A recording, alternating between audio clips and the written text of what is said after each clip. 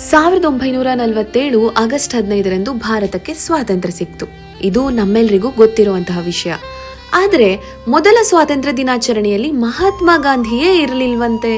ಈ ವಿಷಯ ನಿಮ್ಗೇನಾದ್ರೂ ಗೊತ್ತಿತ್ತಾ? ಹೌದು, ದೆಹಲಿಯಲ್ಲಿ ನಡೆದ ಮೊದಲ ಸ್ವಾತಂತ್ರ್ಯ ದಿನಾಚರಣೆಯಲ್ಲಿ ಮಹಾತ್ಮ ಗಾಂಧಿ ಭಾಗವಹಿಸಿರ್ಲಿಲ್ವಂತೆ. ಈ ದಿನಾಂಕದಂದು ಅಂದ್ರೆ 1947 ಆಗಸ್ಟ್ 15ರಂದು ಜವಾಹರ್ಲಾಲ್ ನೆಹರು ಅವರು ಸ್ವತಂತ್ರ ಭಾರತದಲ್ಲಿ ತಮ್ಮ ಮೊದಲ ಸಾರ್ವಜನಿಕ ಭಾಷಣವನ್ನ ಮಾಡಿದ್ರು.